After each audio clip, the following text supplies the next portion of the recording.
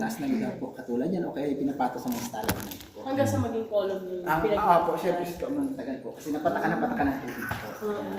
Kaya doon hinawa nila, kasi paniniwala nila, pag sa mataas daw yung mamaya na mata, yung kaluluwa, kaakit alay sa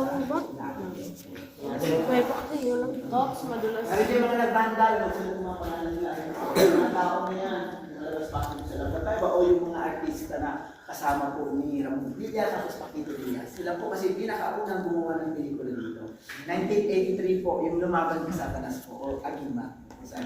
Dito. Opo, nasundan po yun, 1993 naman, sinapong tapos yung naman, yung Spirit Warrior po. Dito rin po yun. Pero nila, di ba palit si Bong, tapos kinukuha niya yung libro.